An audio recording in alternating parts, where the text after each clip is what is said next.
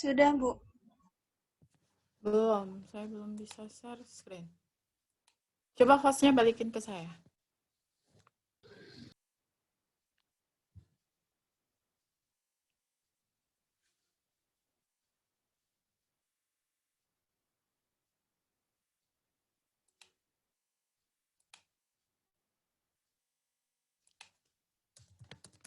Jadi ini nggak bisa ya? Tetap 300, tetap cuma 100 ya? Ya wis lah kalau gitu.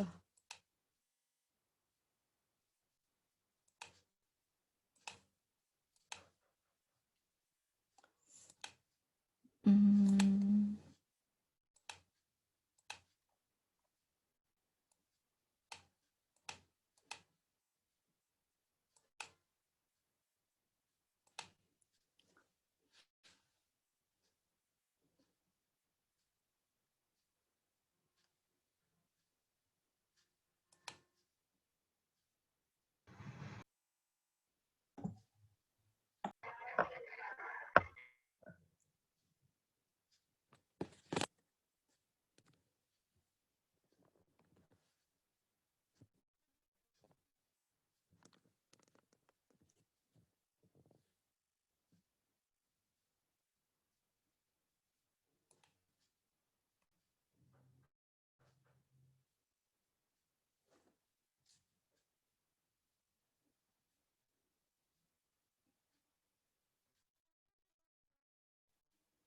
Oke, share screen-nya udah full screen belum?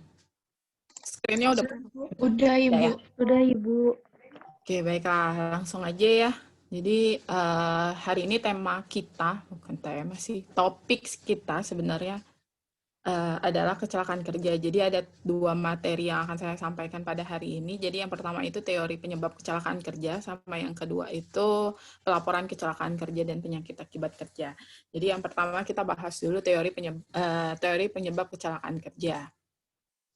Nah, untuk definisinya sendiri, kecelakaan kerja ini atau kecelakaan ya pertama yang kita definisikan adalah suatu kejadian yang tidak direncanakan, tidak diinginkan, tidak diduga, terjadi kapan saja, di mana saja, dan bisa menimpa siapa saja. Jadi, kalau kita ngomongin kecelakaan ya, misalnya kita kecelakaannya itu jatuh dari motor, kita nggak pernah tahu kapan kita akan mengalami kecelakaan tersebut. Jadi, dan namanya kecelakaan ya, siapa sih yang mau kecelakaan itu terjadi, apalagi kalau itu menimpa pribadi ya, jadi menimpa diri sendiri. Jadi kecelakaan itu sendiri bisa didefinisikan seperti definisi yang ada di slide ini. Dan kalau itu kecelakaan kerja, ya tinggal dikondisikan, berarti kecelakaannya itu terjadi di tempat kerja.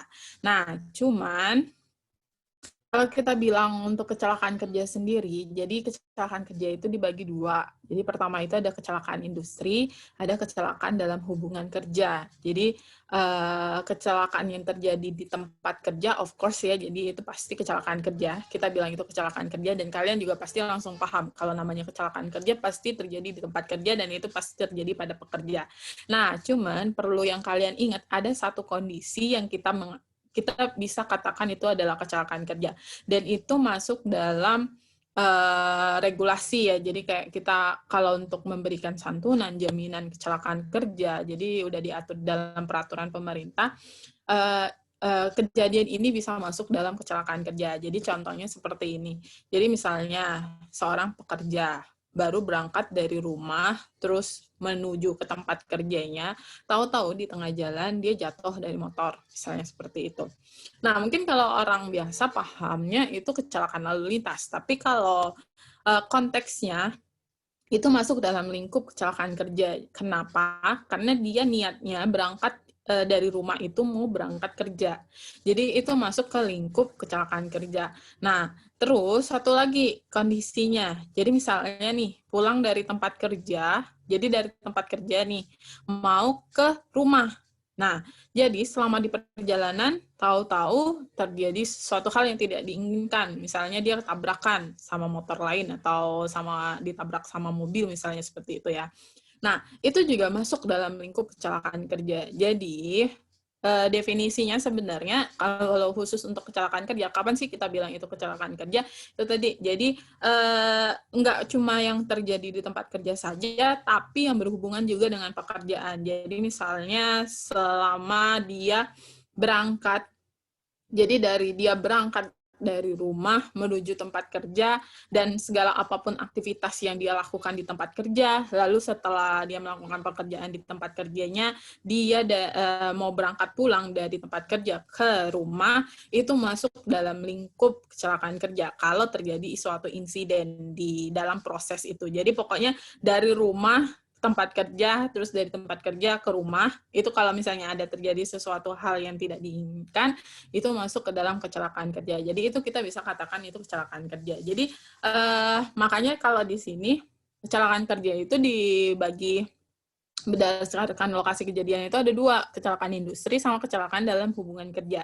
Jadi kalau kecelakaan industri ini tadi yang kejadiannya itu di dalam tempat kerja. Jadi selama dia melakukan aktivitas kerjanya, misalnya kayak di pabrik atau di kantor atau ya pokoknya di tempat kerja ya.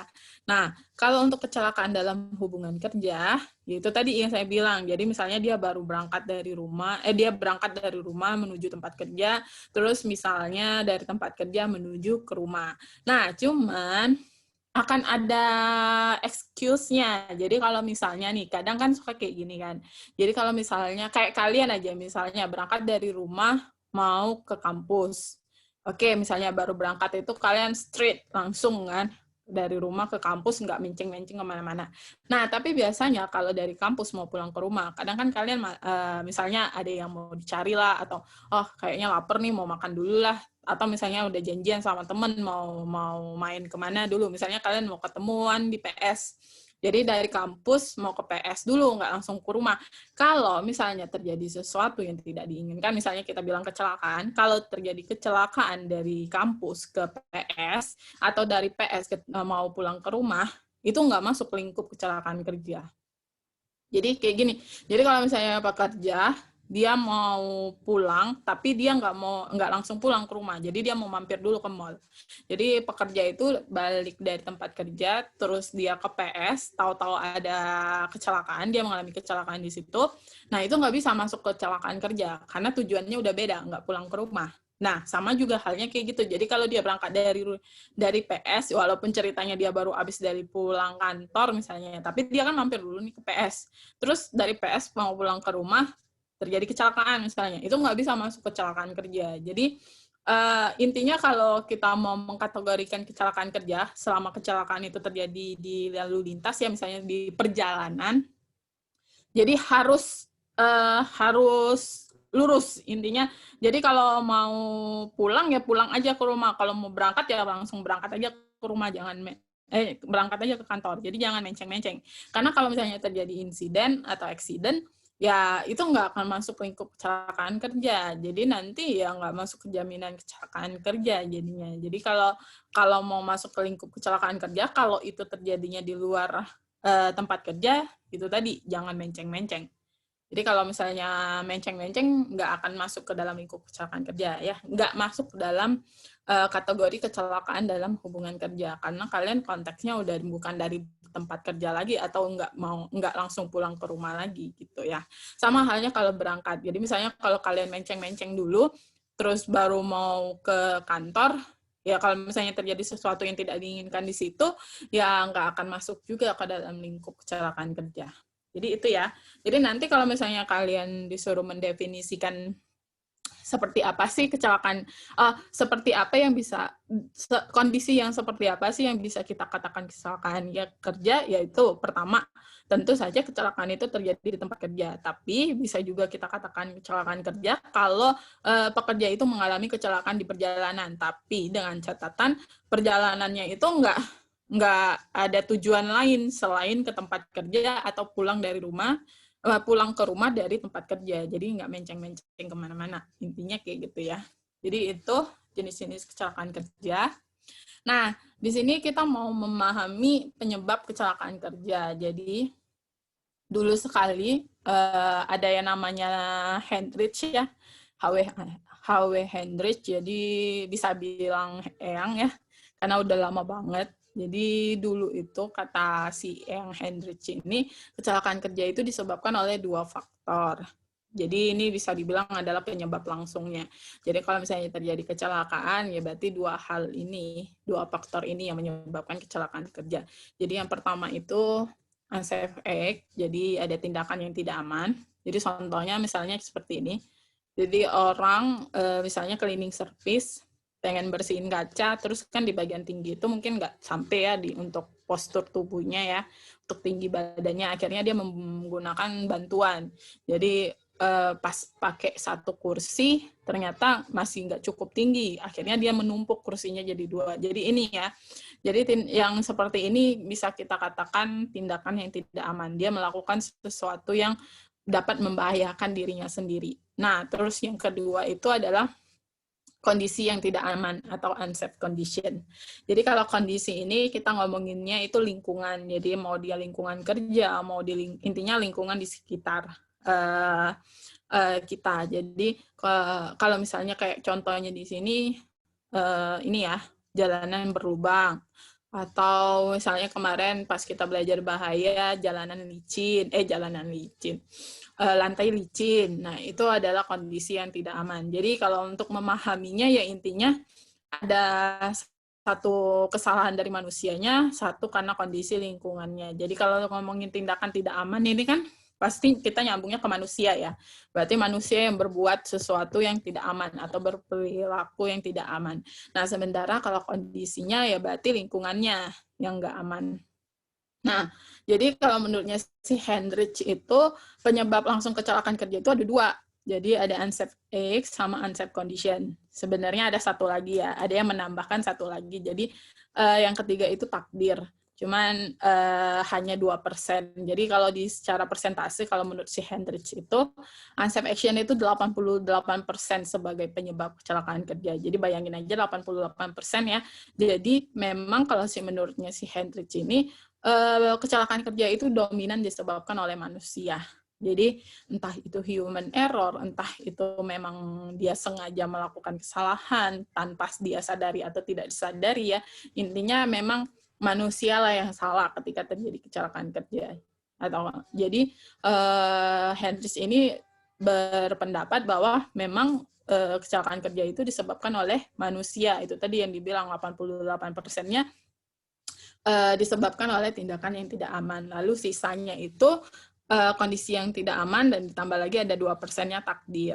Jadi itu ya. Jadi kalau menurut Hendrich balik lagi dia menekankan bahwa manusia lah yang salah. Jadi kalau di istilahnya K3 itu sering banget kita bilang human error gitu. Jadi memang kalau misalnya terjadi kesalahan atau terjadi kecelakaan, insiden, accident, pasti yang dilihat manusianya yang salah. Jadi ini dari teorinya si Hendrich. Jadi di teorinya Hendrich ini, selain dia menyatakan 2 penyebab langsung tadi, dia juga membuat suatu teori. Jadi namanya teori domino. Mungkin walaupun kalian belum pernah main domino, tapi saya rasa kalian tahu lah ya kayak gimana bentukan domino. Jadi domino itu disusun ya. Jadi disusun kalau misalnya satunya ada yang jatuh, itu akan berpengaruh ke susunan domino yang lain. Jadi itu maksud dibuatnya maksudnya dibuat teori domino ini. Jadi kalau misalnya kalian lihat di sini masih balik lagi dari penyebab langsung tadi ya, yang 2 penyebab tadi. Jadi di sini ada accident ya. Jadi accident ini tadi udah udah dikasih tahu bahwa penyebab langsungnya adalah unsafe act sama unsafe condition. Tapi karena memang menurut si Hendrich itu yang paling dominan unsafe act, ya jadi dibuatlah di sini unsafe act. Tapi tetap ada unsafe condition-nya di sini, walaupun cuma 10% sampai 12%. Nah, terus karena berhubung Hendrich-nya bilang ini adalah kesalahan dari manusia ya, 88%-nya itu kesalahan dari manusia, jadi susunan dominonya dia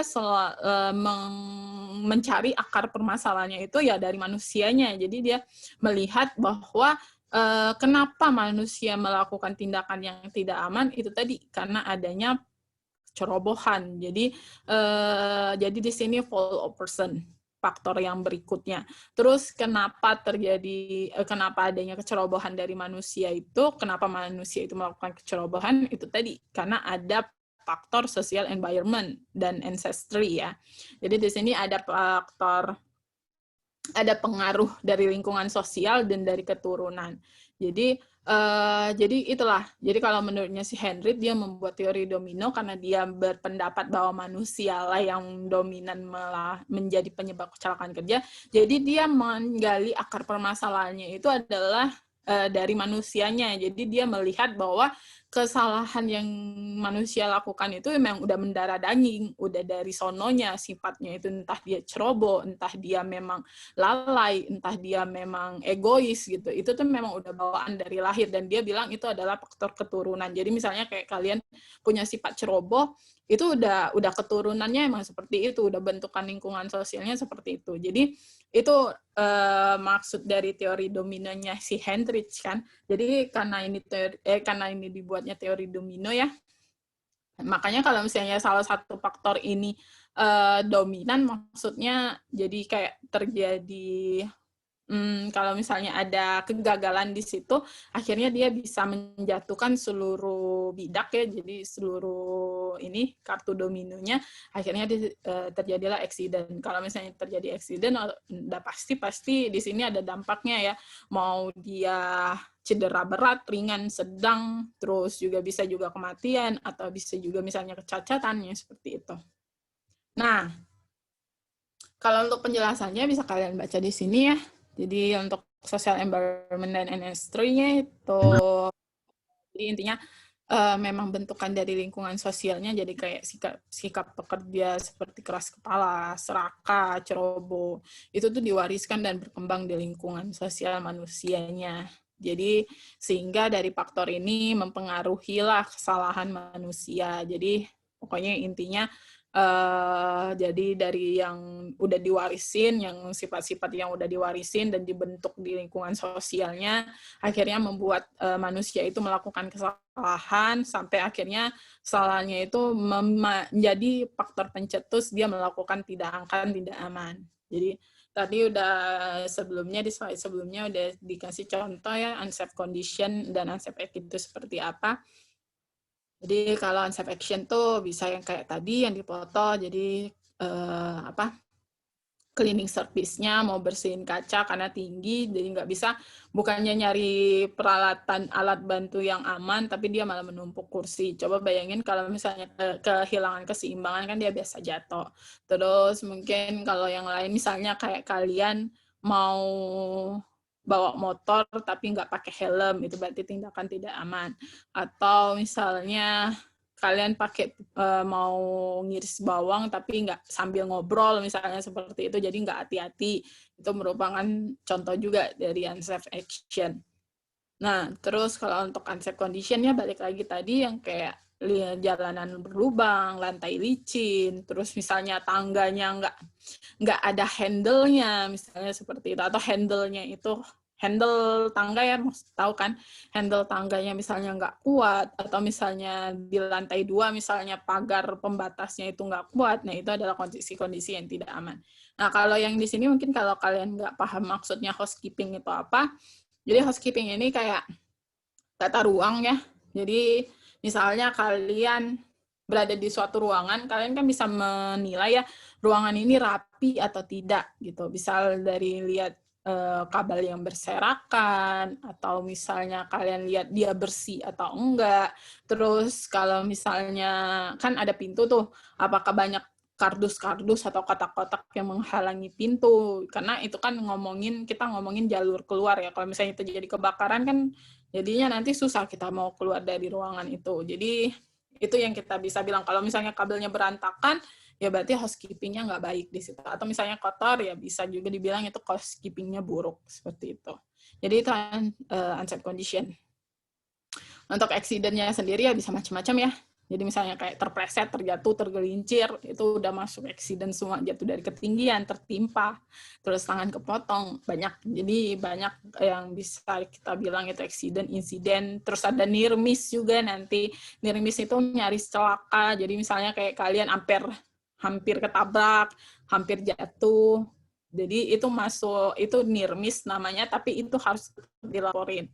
Kalau di industri atau di perusahaan di tempat kerja itu walaupun dia cuman hampir ya nggak kena beneran, jadi dia masuk kategori near miss dan itu tetap harus dilaporin. Jadi nggak cuma accident doang yang dilaporin, nggak cuma kecelakaan kerjanya doang yang dilaporin, tapi near miss-nya juga harus dilaporin karena itu tadi itu udah kayak alarm. Jadi kalau misalnya pekerja udah near miss, udah hampir celaka, ya berarti alarm buat perusahaan untuk melakukan perbaikan apa yang harus dibenerin. Jadi itu ya. Nah, terus injury yang tadi udah saya sebutin, jadi bisa kematian, cedera, bisa cacat, bla bla bla. Nah, jadi tadi udah saya tekankan ya bahwa teori dominonya si Hendrich ini pul-pulan nyalahin manusia. Jadi coba kalian bayangin aja kalau misalnya kalian kecelakaan, terus kalian memang, ya walaupun memang kalian salah ya, misalnya kalian nggak pakai helm, kalian nyalip, misalnya kayak gitu kan. Ya walaupun memang kalian yang memang sebagai penyebab langsungnya kalian yang melakukan kesalahan, tapi tetap aja ya, ada sisi egoisnya manusia, itu nggak mau pul-pul disalahin. Jadi itu sebagai salah satu kelemahan teorinya domino. Dan memang setelah kita lakukan pengkajian, kan sebenarnya bukan orang promkes saja ya belajar perilaku, jadi kita juga belajar perilaku, karena kalau di K3 itu kita juga belajar tentang safety behavior sama safety culture, jadi gimana kita membentuk suatu perilaku yang aman sama ngebentuk berbudaya K3, jadi berbudaya keselamatan.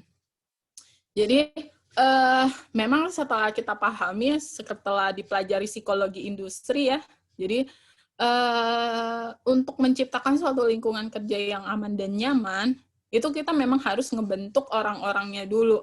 Jadi kita nggak bisa, kalaupun misalnya kita mau bilang kita menerapkan, tapi orang-orang yang ada di dalam industri itu nggak berkontribusi dalam menjalankan itu. Jadi percuma kalau misalnya cuma manajemennya aja, ayo berperilaku aman, ayo kita menciptakan lingkungan kerja yang aman. Toh itu kan akan balik-balik lagi ke kalian, ke pekerja maksudnya. Tapi ya percuma kalau misalnya pekerjanya tetap nggak sadar gitu. Padahal itu kan buat dia. Misalnya kayak contoh simpelnya aja, disuruh pakai APD, tapi males-malesan pakai APD, alasannya ya karena nggak nyaman lah, panas lah, nggak bebas gerak lah, bla bla bla.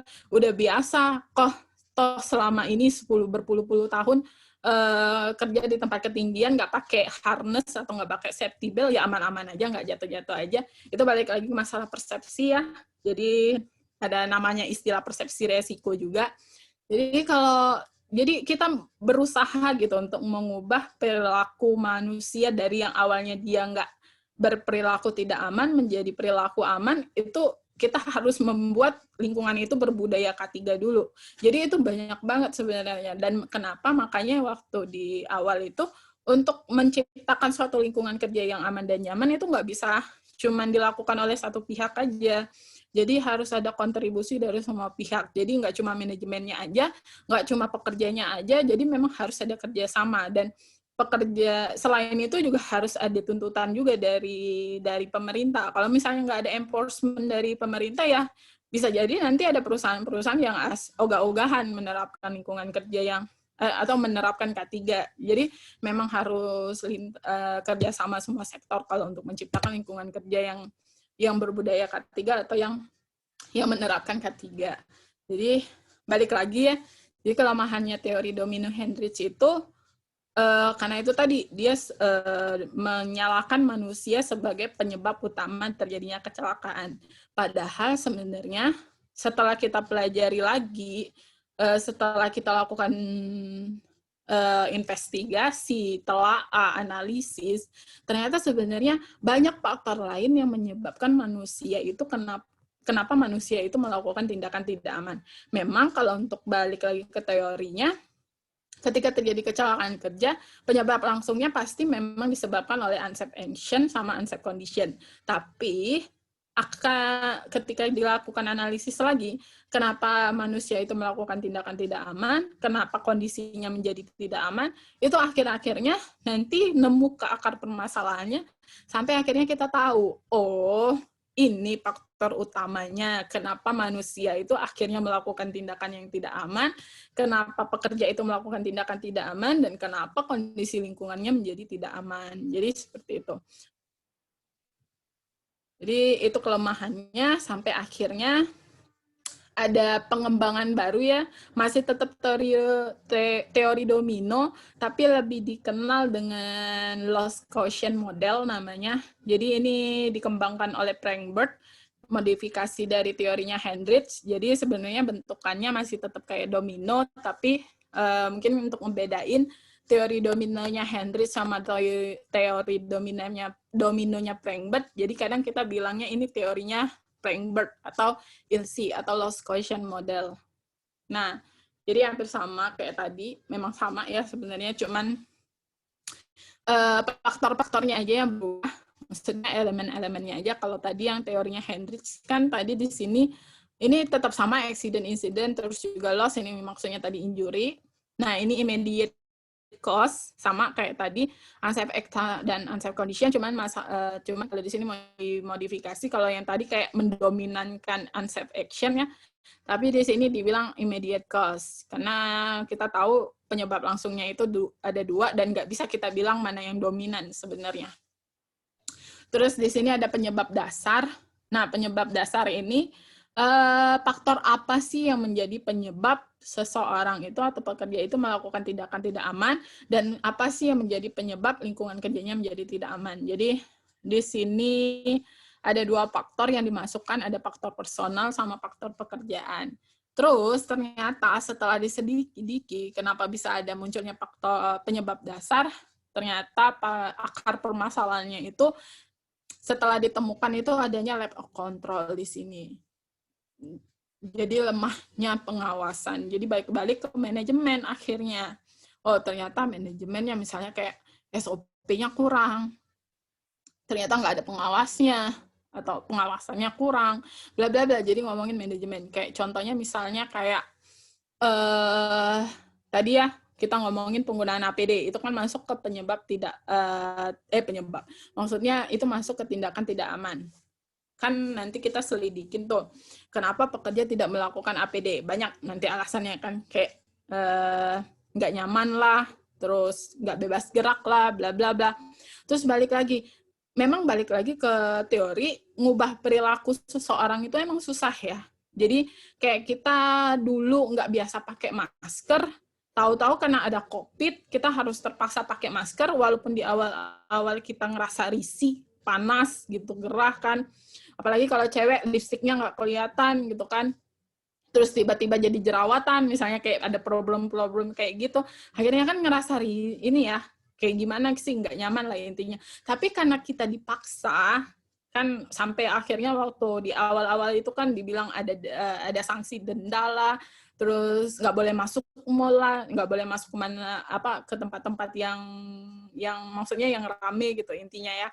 Jadi akhirnya kita terpaksa menggunakan masker. Jadi sama sih sebenarnya. Akhirnya sampai sekarang kita menjadi terbiasa. Jadi kalau mau mengubah perilaku itu, jadi awalnya yang kayak dipaksa, terus akhirnya lama-lama terbiasa. Jadi sama hal yang kayak pekerja. Jadi awalnya kayak dia ngerasa nggak nyaman, terus nggak ngerasa bebas gerak.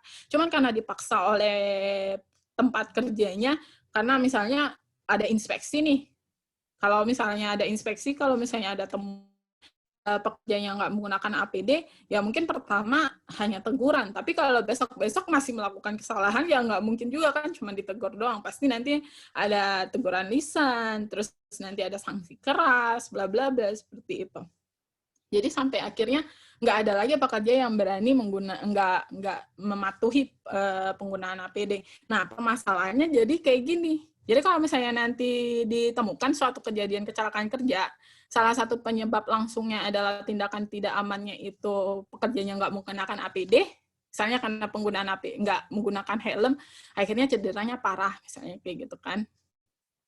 Jadi akan ditanya, ini ada pengawasannya nggak sih? Inspeksinya jalan nggak sih? Emang setiap shift itu kan harus ada inspeksi tuh. Inspeksinya nggak ada nih. Kok nggak ada yang sadar, kok nggak ada yang negor pekerjanya menggunakan APD? Kan balik-balik nanti ditanyain ke ininya, ke manajemennya. Terus ngomongin kayak gini, kok dia bisa melakukan pekerjaan tanpa menggunakan APD? SOP-nya mana? SOP-nya dibuat nggak? Harusnya instruksi kerja SOP itu harusnya menyatakan bahwa pekerja tidak boleh melakukan pekerjaan tanpa menggunakan APD misalnya. Kalau nggak menggunakan APD, dia nggak bisa melakukan pekerjaan itu misalnya.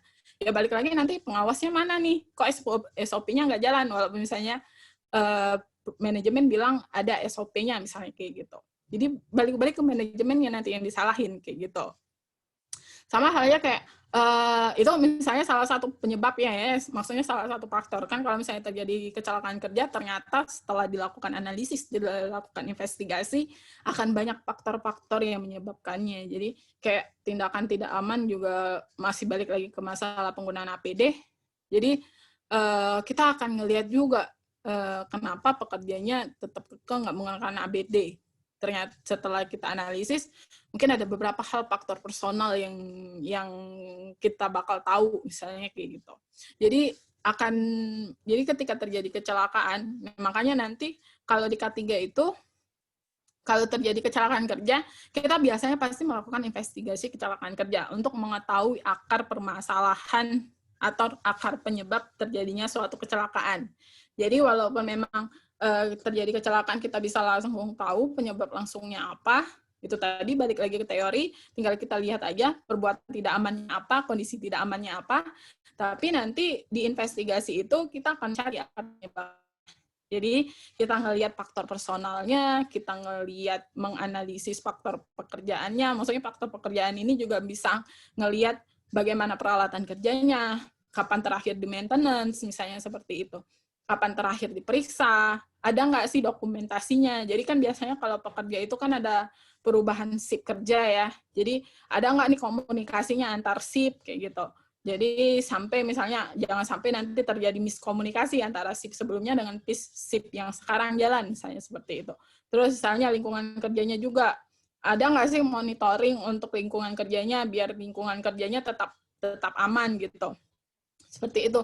Terus nanti balik-balik ya itu tadi, manajemennya kerja apa enggak sih, mana SOP-nya, mana pengawasannya, terus misalnya ada enggak sih instruksi kerjanya, sesuai atau enggak, jalan apa enggak, ya jadi itulah sampai akhirnya kita tahu ternyata akar permasalahan dari suatu terjadinya insiden atau eksiden itu ya karena lack of control, lemahnya pengawasan.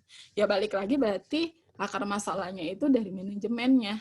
Jadi memang kalau mau konsen atau komitmen untuk menerapkan lingkungan kerja yang aman dan nyaman, untuk menerapkan K3 secara optimal, ya memang harus manajemennya yang diperkuatkan. Jadi kalau manajemennya diperkuatkan, ya mau nggak mau pekerja, orang-orang yang ada di dalam lingkungan kerja tersebut ya harus patuh gitu. Kalau kalian mau kerja di sini ya harus ikut aturan di sini. Kalau nggak mau ya udah silakan pilih tempat kerja yang lain. Misalnya seperti itu ya. Kalau mau kerasnya gitu. Tapi balik lagi untuk menciptakan lingkungan kerja yang aman dan nyaman atau ngebentuk K3 atau menerapkan K3 di tempat kerja, kita memang harus bekerja sama. Jadi nggak cuma manajemennya aja, tapi seluruh orang-orang yang ada di tempat kerja. Jadi itu ya. Ini yang udah saya jelasin tadi, bisa nanti kalian baca aja. Ini contoh-contohnya. Jadi ini tadi yang masuk insiden itu yang seperti apa. Ini yang masuk ke perbuatan tak aman, sama kondisi yang tak aman. Terus ini faktor personal sama faktor pekerjaan. Nah, ini lemahnya pengendalian. Jadi ini tadi yang udah saya jelasin, tinggal nanti kalian baca aja. Nah, terus ini ada sedikit bukan menjelaskan sih, sedikit untuk nambah informasi aja. Jadi upaya apa saja sih yang bisa kita lakukan untuk meminimalisasi atau meminimalisir kerugian. Jadi ini cuma contoh kecilnya aja ya, karena kalau kita udah ngomongin penerapan K3 di tempat kerja itu banyak banget, detail banget. Jadi setiap aspek itu pasti kita lakukan upaya. Balik lagi tadi, kalau kalian masih bingung mau kayak gimana meminimalisir kerugian ini kan balik lagi yang selalu saya tekankan, kerugian itu bisa kecelakaan kerja, penyakit akibat kerja, dan bisa juga kerusakan lingkungan, kerusakan peralatan, kerugian material, bla bla bla, pokoknya banyak. Jadi balik lagi kalau misalnya mau buat upaya pengendalian, peminimalisasiran, ini balik lagi ke hierarchy of control. Jadi yang inti tadi, yang eliminasi, substitusi, engineering control, administrative control, sama APD. Jadi itu nanti tinggal di breakdown aja. Jadi kayak misalnya nih,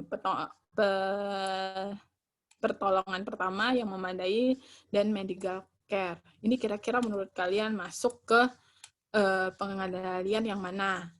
Upaya pemadaman kebakaran, ini masuk ke mana? Perbaikan pelengkapan dan fasilitas, ini masuk mana? Penanganan keadaan darurat, ini kira-kira masuk ke pengendalian yang mana? Rehabilitasi yang efektif itu masuk ke mana? Jadi balik lagi nanti ke hierarchy of control.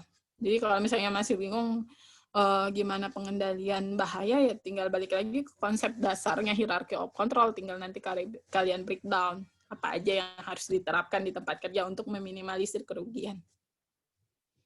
Oke, cukup untuk materi yang pertama. Kira-kira ada yang mau ditanyain?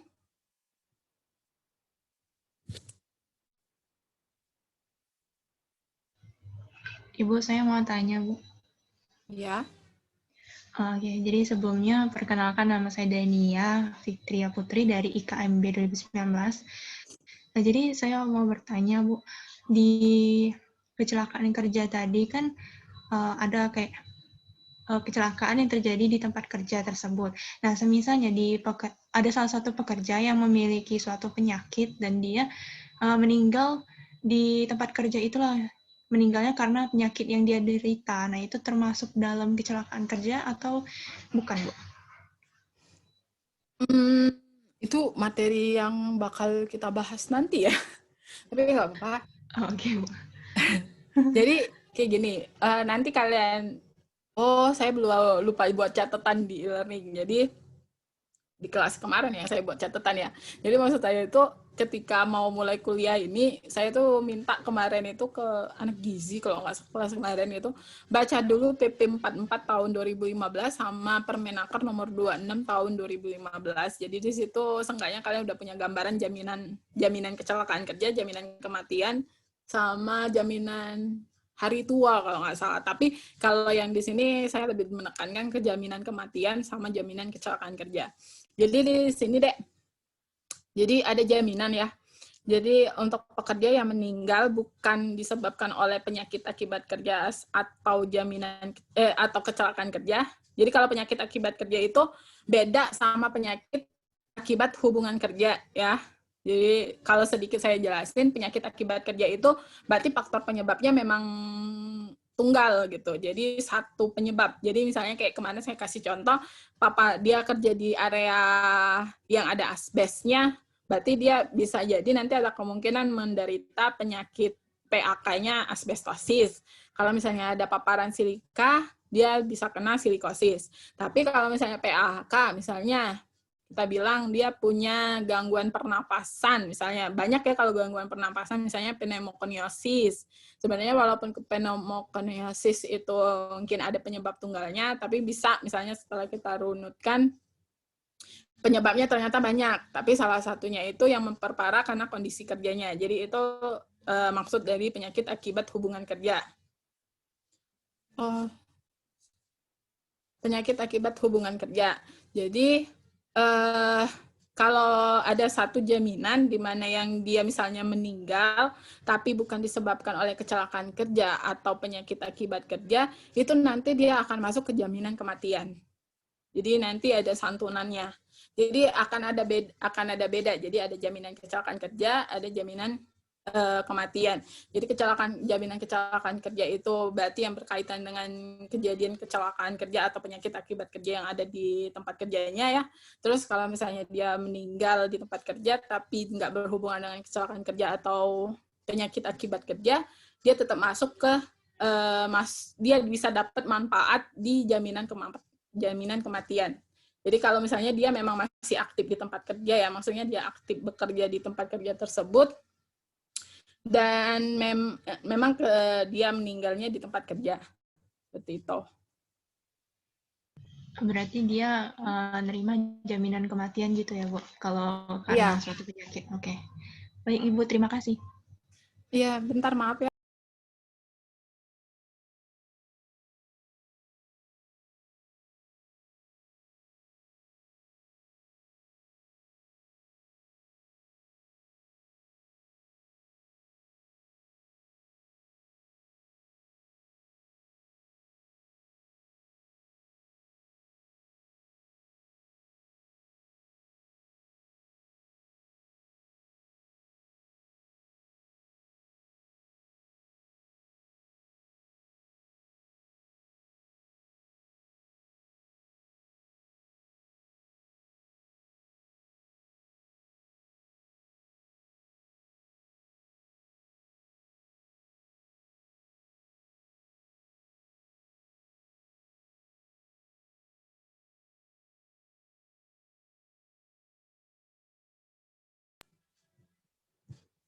Maaf sebelumnya.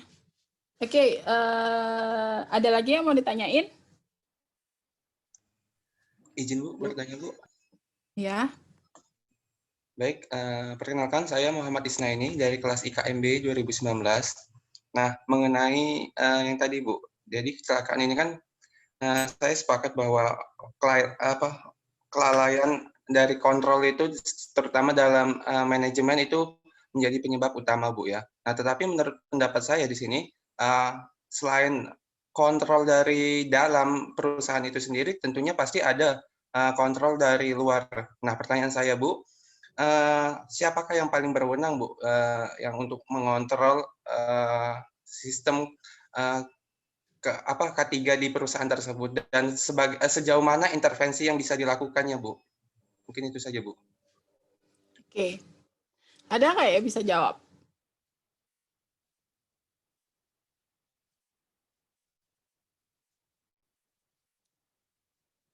Menurut kalian kalau kontrol dari internalnya apa?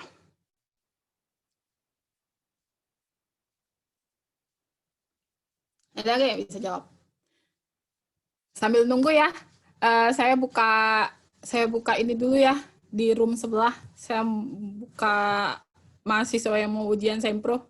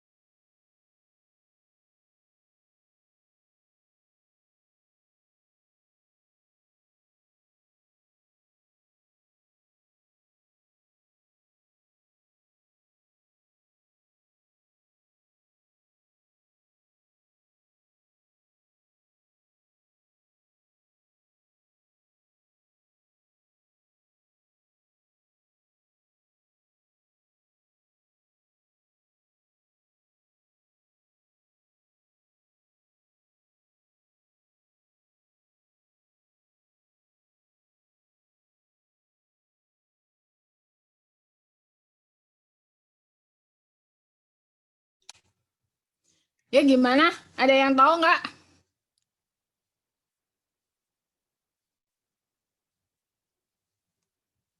Ini kira-kira, saya langsung diskusi aja sama Isna ini ya. Isna ini, coba Ya deh Bu. aja. Oke, kalau menurut kamu, tadi kan saya sebenarnya udah secara tersirat ya membahas tentang siapa saja sih yang jadi K3 itu memang nggak bisa jalan dalam salah satu.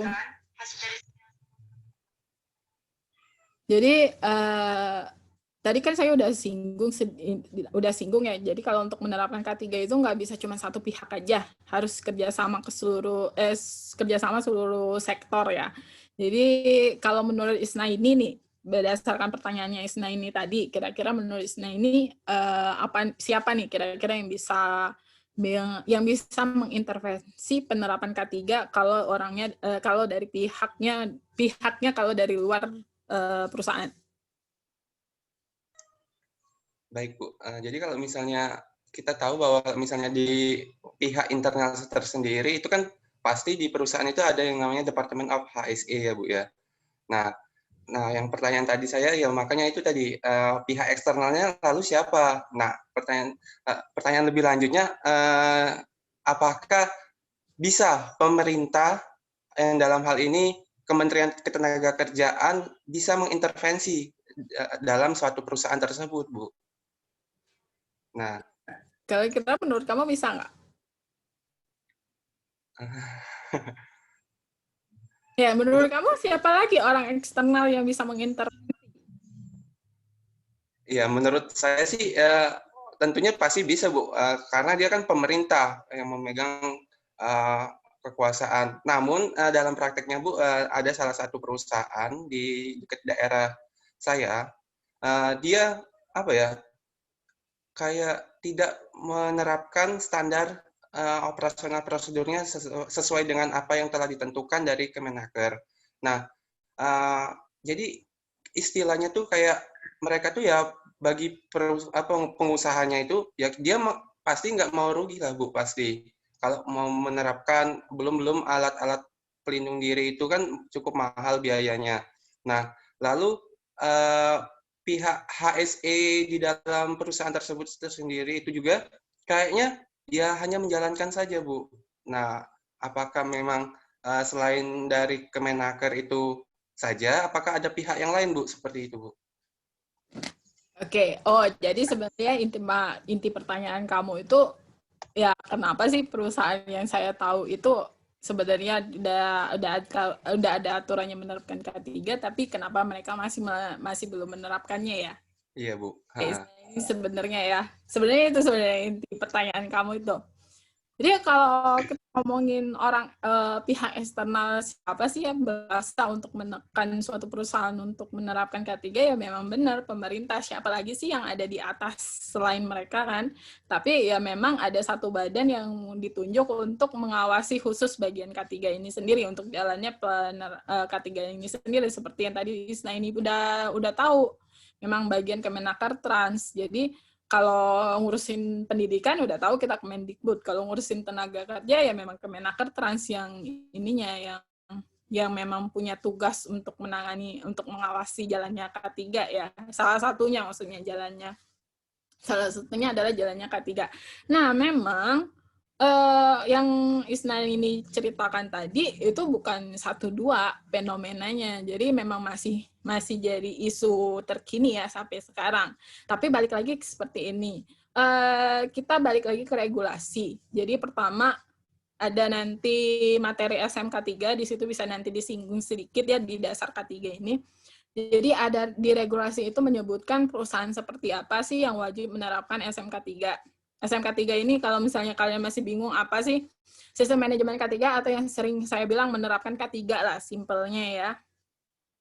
Jadi perusahaan yang seperti apa yang wajib menerapkan SMK 3? Yang pertama, dia punya tenaga kerja, dia mempekerjakan pekerja lebih dari 100 orang. Dan atau dia memiliki potensi bahaya tinggi. Potensi bahaya tingginya itu yang bisa menyebabkan bahaya peledakan, kebakaran, kecelakaan, atau kerusakan lingkungan. Jadi intinya dia punya potensi bahaya tinggi. Dan kenapa dan atau, ada kata-kata dan atau, jadi boleh dua-duanya, boleh salah satunya. Jadi walaupun misalnya lingkungan kerjanya, perusahaannya, dia punya pekerja kurang dari 100, tapi ternyata dia punya potensi bahaya tinggi, misalnya dia perusahaan bahan kimia misalnya, ternyata bahan kimia yang dia gunakan itu sebagai produksi itu dia bisa menyebabkan kebakaran atau ledakan, dan ledakannya itu bisa luas, misalnya bisa satu kecamatan misalnya gitu, atau bisa satu kelurahan atau satu RT kena misalnya kayak gitu. Jadi itu kan masuk tuh kategori. Jadi dia wajib menerapkan SMK 3. Nah, jadi balik lagi nanti coba Isna ini telaah ya, sebagai masyarakat yang ada tinggal di situ, menurut Isna ini dia masuk kategori perusahaan yang wajib menerapkan SMK 3 atau tidak. Jadi itu dulu pertama. Nah, terus kalau misalnya menurut kamu, kayaknya dia wajib deh, karena kalau dilihat pekerjanya lebih dari 100. Atau walaupun misalnya dia kurang dari 100, kayaknya dia punya bahaya tinggi deh. Tapi ini tadi ya, balik lagi. Ketika kita mengkategorikan suatu perusahaan memiliki potensi bahaya yang tinggi, kita harus berdasarkan data. Jadi apa datanya? Kita bisa mengatakan bahwa dia punya potensi bahaya yang tinggi. Dan itu ini dulu, harus ada literatur review dulu, harus ada analisisnya dulu, ada banyak data yang harus dikumpulkan ketika kita mengatakan itu. Jadi balik lagi ke situ. Jadi intinya seperti ini. Kalau misalnya suatu perusahaan sudah masuk dalam kategori wajib menerapkan SMK 3, itu pasti masuk ke datanya Kemenaker. Dan biasanya, bukan biasanya, maksudnya karena SMK 3 itu sifatnya wajib untuk 2 kategori perusahaan yang tadi, bakal akan ada audit eksternal. Jadi audit eksternal itu ya untuk memastikan jalannya SMK 3 di perusahaan tersebut yang dilakukan oleh pihak Kemenaker. Entah dia nanti menunjuk tim mana ya, tim independen mana. Yang penting, yang jelas itu dari Kemenaker. Nah, nanti kalau misalnya ditemukan, ternyata dia tidak menerapkan SMK 3 secara dengan sesuai, atau ternyata dia tidak menerapkan, ya akan ada sanksi.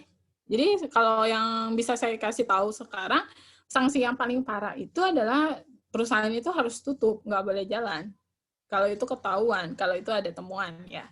Tapi balik lagi, perusahaan yang seperti apa yang wajib menerapkan SMK 3. Jadi tinggal nanti kamu ini aja, coba lihat lagi perusahaannya. Tapi itunya seperti itu. Jadi perusahaan yang punya kategori, dia masuk ke kategori perusahaan yang wajib menerapkan SMK 3, itu tadi, kalau terjadi temuan, perusahaan itu bakal tutup besoknya.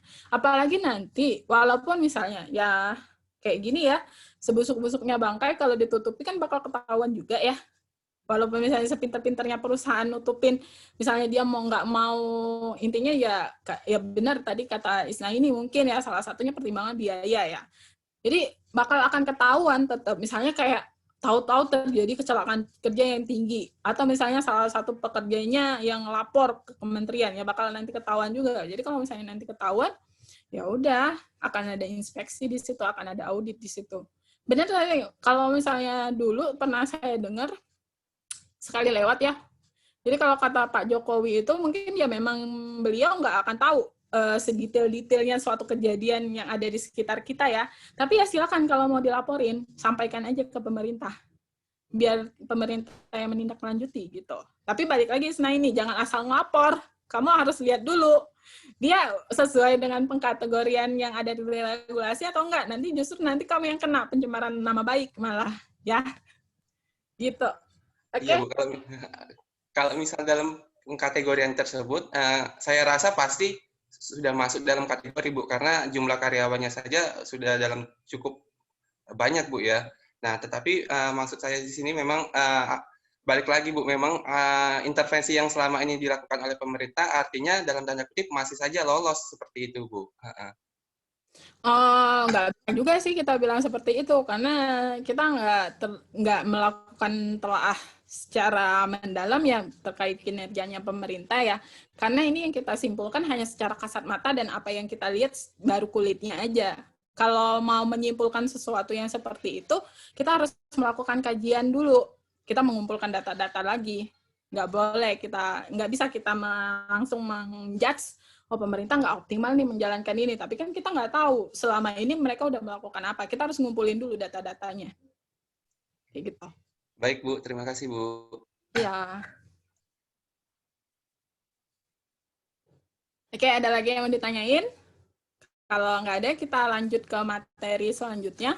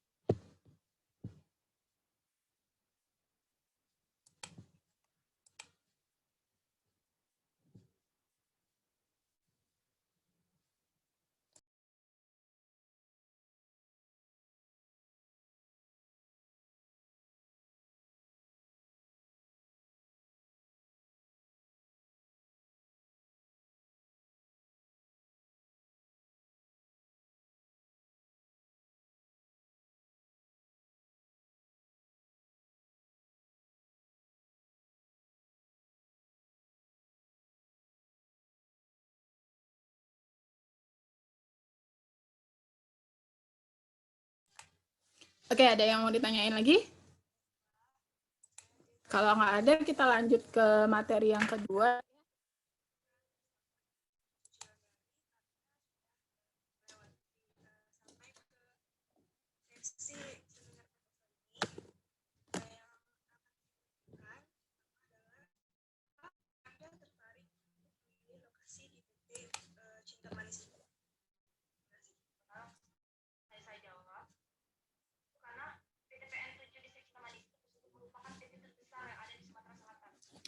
Oke, share screen-nya udah kelihatan? Udah kelihatan, Ibu. Oke, topik selanjutnya kita belajar bagaimana pelaporan kecelakaan kerja dan penyakit akibat kerja ya. Jadi bagaimana sih mekanisme pelaporannya? Mungkin sebelumnya ini tadi dulu yang perlu kalian tahu. Jadi ada dasar-dasar hukumnya.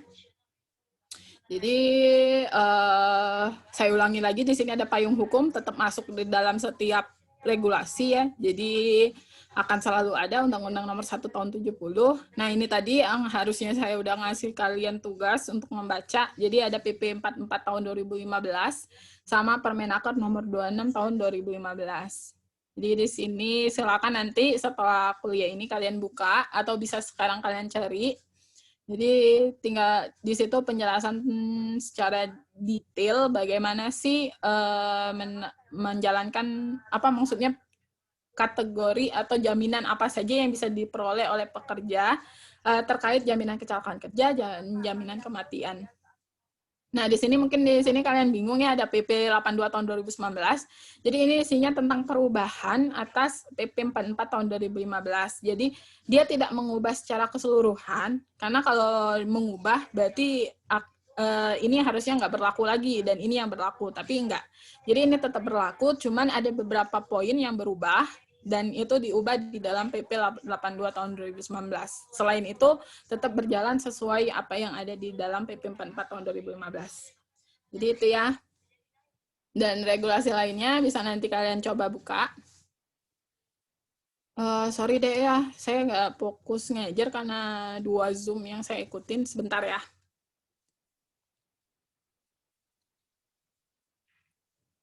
Oke, baiklah. Kalau sudah selesai, saya persilakan aja kepada audiens untuk memberikan tanggapannya atau pertanyaannya.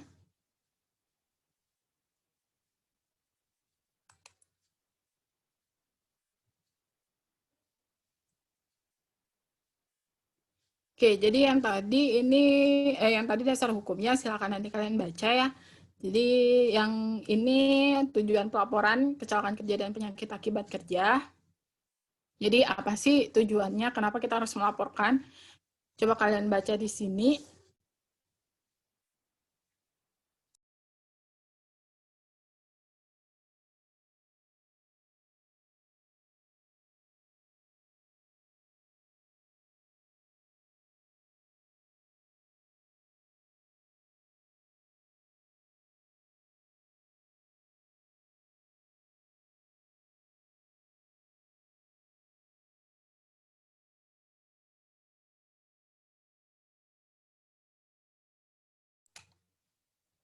Oke, jadi ini tujuan pelaporan kecelakaan kerja dan penyakit akibat kerjanya.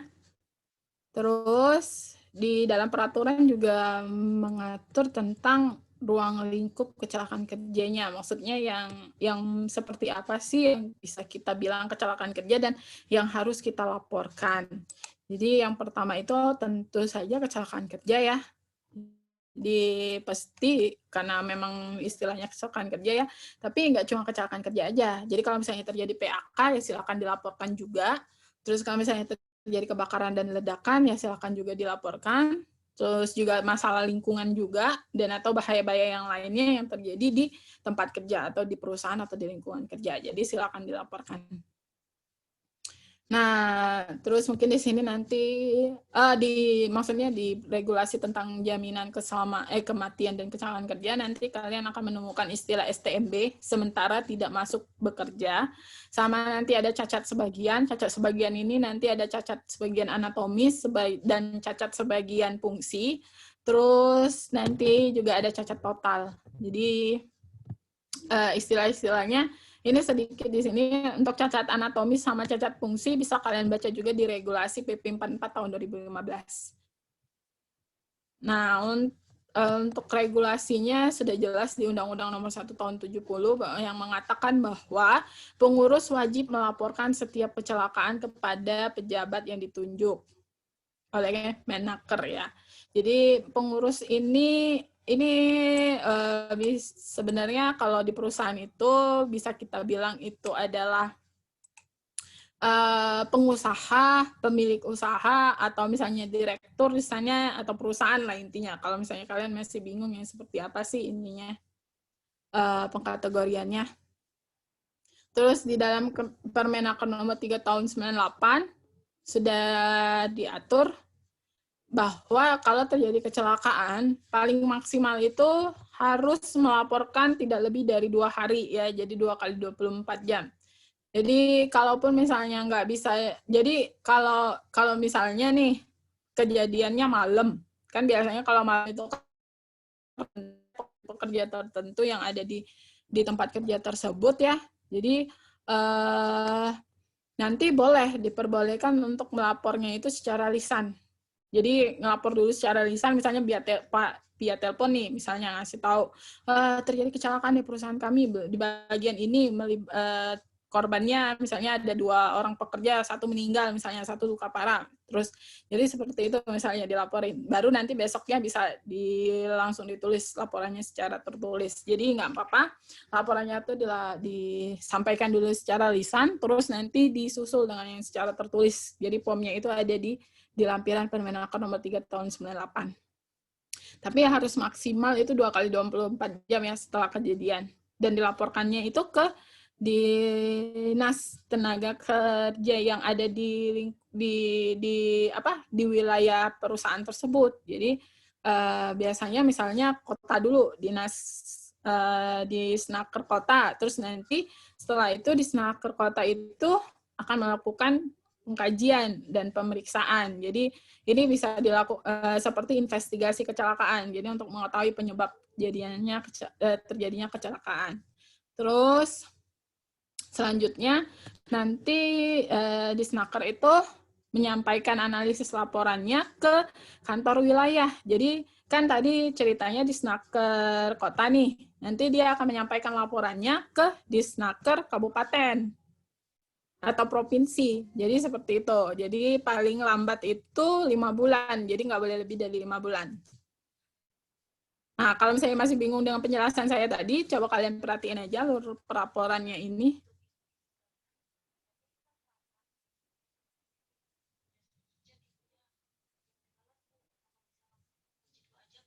Oke, saya persilakan ke Bu Amrina untuk memberikan tanggapannya. Nah, tinggal kalian perhatiin aja lah alur pelaporannya. Jadi pertama, kalau misalnya terjadi kecelakaan kerja, tentu ya, jadi buat laporan, terus nanti dilaporkan ke Disnaker kota atau kabupaten, misalnya memang itu ada di kabupaten ya. Sorry, tadi salah saya berarti. Jadi setelah Disnaker kota, nanti dilaporin ke provinsi. Baru nanti dari provinsi dia akan ngelapor ke kementerian. Jadi maksudnya langsung ke pusat. Jadi itu alurnya. Jadi kalau misalnya terjadi kecelakaan kerja, nggak boleh lebih dari 2 kali 24 jam untuk dilaporkan ke Disnaker kota.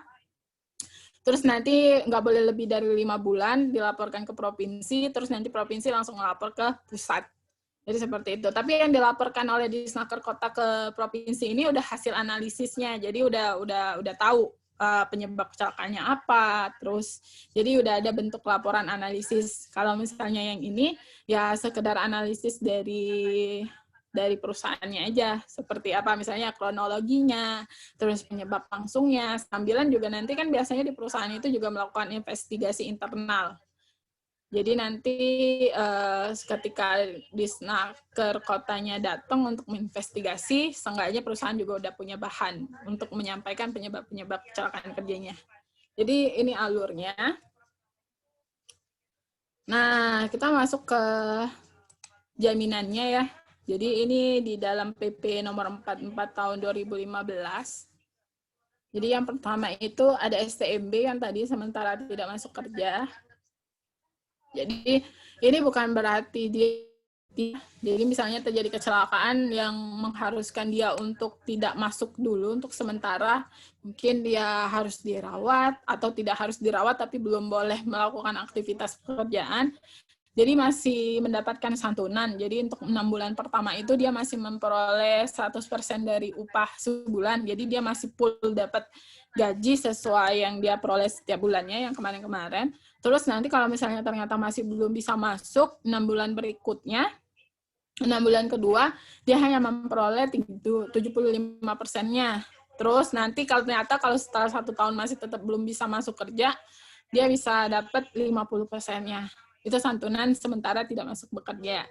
Nah, terus kalau cacat, kalau misalnya dia mengalami cacat nih, dia dapat santunan tergantung nanti hitungannya. Jadi ada cacat sebagian anatomis, ada cacat sebagian fungsi, terus juga ada cacat total. Jadi ini rumus-rumusnya. Nah, ini mungkin di sini kalian bingung persentase sesuai tabel ini apa. Silakan nanti kalian lihat di lampiran PP nomor 4 tahun 2015. Di sini akan di sana ada penjelasan berapa persen misalnya dia hilang jari, kira-kira berapa persen nih perhitungannya di sini. Terus misalnya hilang tangan, berapa persen yang dikalikan di sini. Jadi tinggal silakan nanti kalian lihat. Nah, kalau untuk berkurangnya fungsi ini, biasanya ini hasil diagnosis dokter. Jadi misalnya nih, ada pekerja yang dia jatuh dari ketinggian, terus ternyata tangan kanannya jadi apa? Jadi ini nggak berfungsi lagi intinya. Mungkin ada kesalahan apa gitu, sarafnya putus lah atau apa. Jadi akhirnya tangannya tetap ada, tapi nggak bisa digerakin lagi. Intinya lumpuh, kayak lumpuh sebelah gitu. Jadi nanti mungkin diagnosis dokternya ternyata 100% udah nggak bisa berfungsi lagi. Atau misalnya bisa berfungsi tapi nggak senormal sebelumnya, misalnya seperti itu. Jadi mungkin diagnosis dari dokternya itu mungkin dia cuma berfungsi 20%-nya aja, misalnya seperti itu. Jadi nanti tinggal dikaliin aja untuk tahu santunannya berapa. Nah, kalau ini untuk cacat total tetap ya, tinggal nanti dikaliin juga berapa santunannya. Nah, kalau untuk kematian, ini, jadi kalau jaminan kecelakaan kerja, dia mengalami kecelakaan kerja atau penyakit akibat kerja, terus dia meninggal, nah upah ininya, santunannya segini, nanti tinggal kalian kalikan aja. Nah, terus kalau untuk besarannya jaminan kematian, nah tadi masih tetap di PP 44 tahun 2015, namun ada sedikit perubahan. Jadi coba kalian buka juga di PP nomor 82 tahun 2019. Jadi ada santunan, jadi santunan ini diberikan kepada ahli waris ya. Jadi kalau ada santunan sekaligus, kalau di PP 44 tahun 2015 itu dulunya 16.200.000, jadi sekarang itu 20 juta. Terus juga santunan berkala yang dulunya cuma 4.800.000, sekarang jadinya 12 juta. Terus ada biaya pemakaman juga, jadi kalau dulu biaya pemakamannya cuma dikasih 3 juta, sekarang udah dikasih 10 juta. Itu sih yang berubah. Terus ada juga sih beasiswa, cuman di sini nggak saya tampilin, biar kalian lihat aja di PP-nya langsung. Nah, terus ini juga ya, jadi ongkos pengangkutan tenaga kerja dari TKP ke rumah sakit atau ke rumahnya. Jadi disangui juga, jadi ada santunannya juga, tergantung angkutannya apa. Jadi kalau misalnya dia lebih dari satu angkutan, misalnya nih kerjanya di pulau atau lepas pantai ya misalnya ya, yang mengharuskan dia naik pesawat, habis itu naik kendaraan darat juga, jadi dia bisa dapat masing-masing. Jadi tinggal nanti disesuaikan aja. Nah, ini beberapa rumus juga untuk kalian pelajari. Nanti coba nanti dipelajari aja. Nah, ini sedikit nanti ada latihan. Ini udah saya masukkan di e-learning. Nanti setelah perkuliahan ini, silakan kalian kerjakan. Jadi langsung dikerjain ya, karena nanti ada batas waktunya pada hari ini juga. Oke, baiklah. Cuman sampai di sini materinya. Kira-kira ada yang mau ditanyain?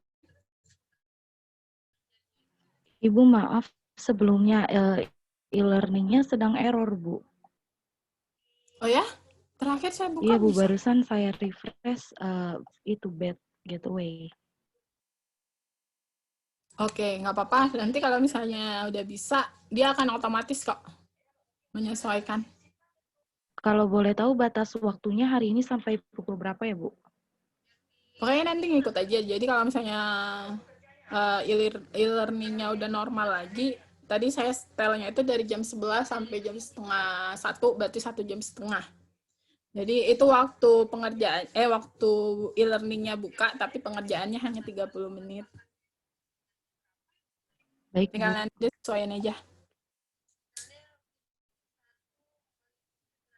Baik, Bu. Terima kasih. Ya, jadi nanti pantengin aja e-learning-nya ya. Jadi kalau misalnya udah online, udah benar, langsung aja kerjain. Ibu, ini nulisnya Ya, ada yang mau ditanyain? di kertas apa pakai apa, Bu?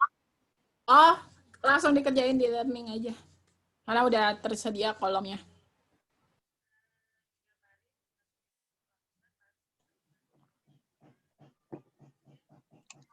Ibu izin bertanya, Bu.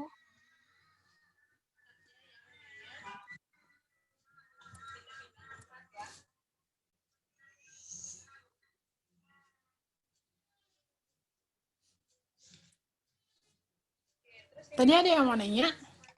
Iya, Bu. Saya Bu Hizazun Niswah, Bu. Izin bertanya. Ya, silakan. Ya, tadi kan sempat kita singgung tentang alur pelaporan ya, Bu ya. Ini lebih ke memastikan si Bu takut keliru. Jadi yang untuk 2 kali 24 jam itu kita yang melapor ke perusahaan atau perusahaan yang ke provinsi gitu, Bu. Perusahaan yang ke kabupaten. Kemudian yang 5 bulan itu dari perusahaan ke kabupaten atau dari kabupaten ke provinsi, Bu. Nah, satu lagi, kalau dari provinsi ke pusat, itu kan langsung dilaporkan ya, Bu ya. Itu ada maksimal batas waktunya nggak, Bu? Terima kasih, Bu. Ya, bentar, saya share dulu ya lagi.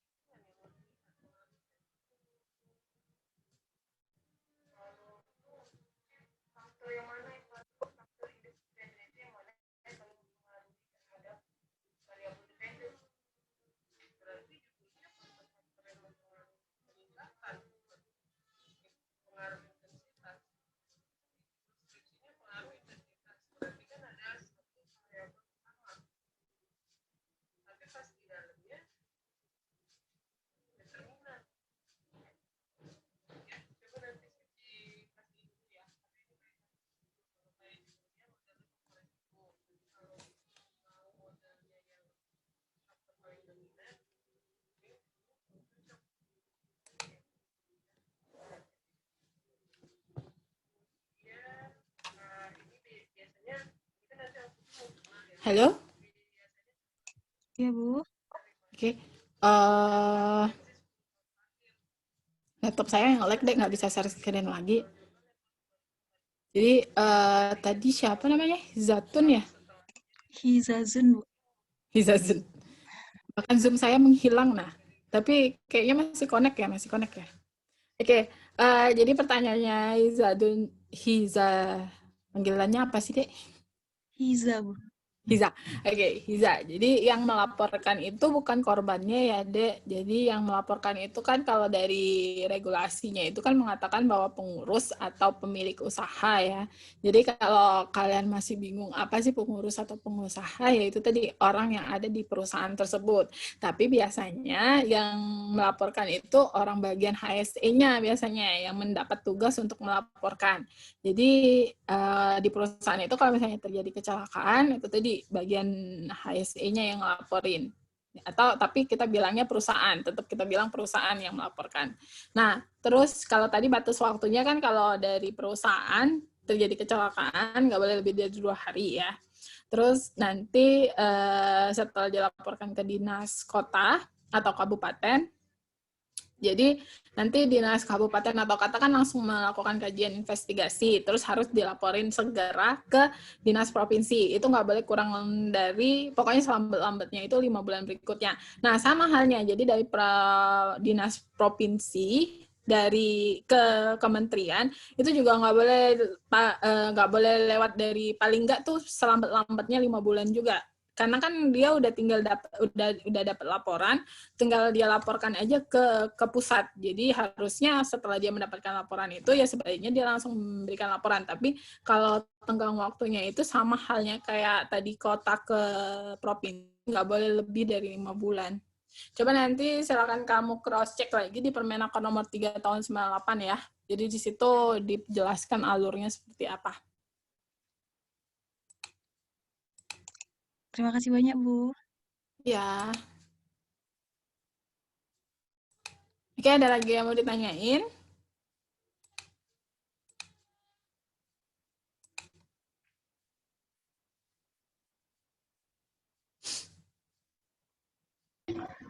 Permisi Bu, saya izin bertanya Bu. Ya. Perkenalkan, saya Dita Farika dari IKMC.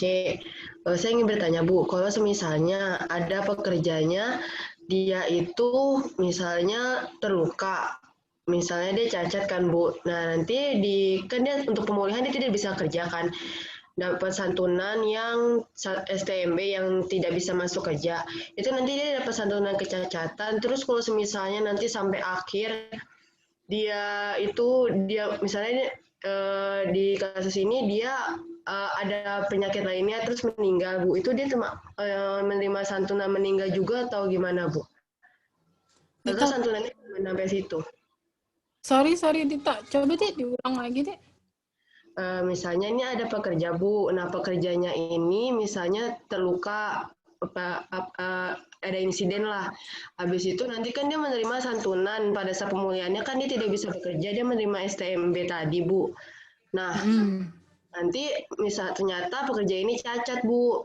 Nanti dia menerima santunan kecacatan juga atau gimana Bu? Iya, nerima juga.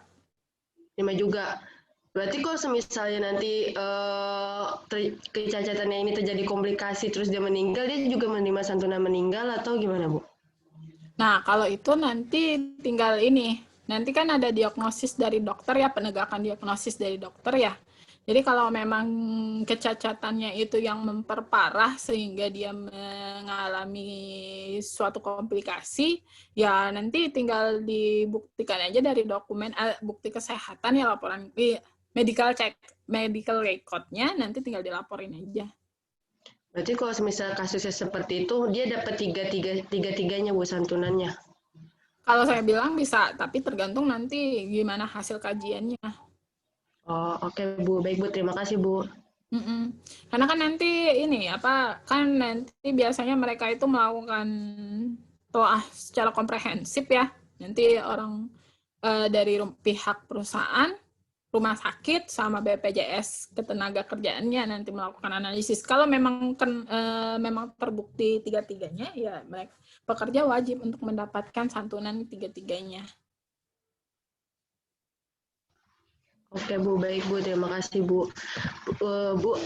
Terus ada teman saya yang bertanya di Google Meet, kalau semisalnya kan batas pelaporannya 2 hari Bu, kalau semisalnya kasus itu tidak dilaporkan, apakah itu kasusnya jadi nggak sah atau perusahaannya kena sanksi Bu? karena regulasinya udah seperti itu, ini sama pertanyaan dengan kelas sebelah ya.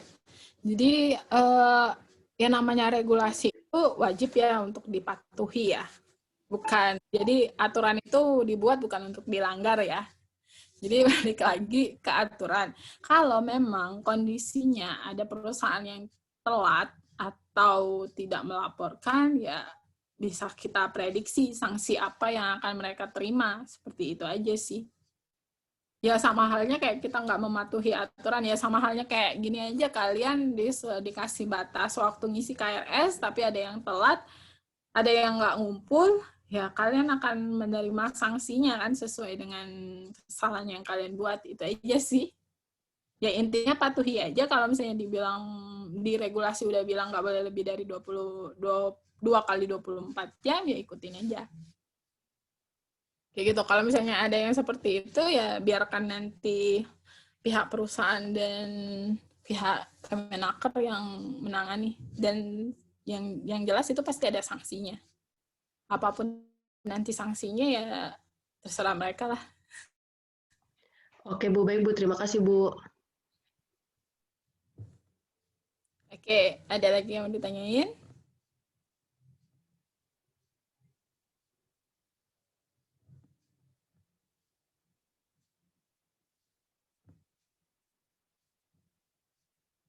Ada lagi yang mau ditanyain? Oke, kalau misalnya memang nggak ada lagi, saya akhiri ya. Mohon maaf sekali karena di akhir-akhir, di pertengahan sekarang saya nggak fokus karena ada 2 Zoom yang harus saya ikutin. Terima kasih untuk kontribusinya dan mohon maaf sampai sekarang belum bisa memfasilitasi untuk seluruh seluruh mahasiswa untuk masuk dalam satu ruangan ya. Jadi semoga nanti ke depannya bisa ada solusi. Dan terima kasih juga untuk partisipasinya. Sampai ketemu minggu depan. Jadi nanti saya sampai UTS ya. Baru nanti setelah UTS sampai UAS, nanti Bu Anita yang masuk. Oke, baiklah. Sampai ketemu minggu depan. Saya akhiri. Wassalamualaikum warahmatullahi wabarakatuh. Saya izin live ya. Bye-bye. Waalaikumsalam warahmatullahi wabarakatuh. Terima kasih Bu. Terima kasih Bu.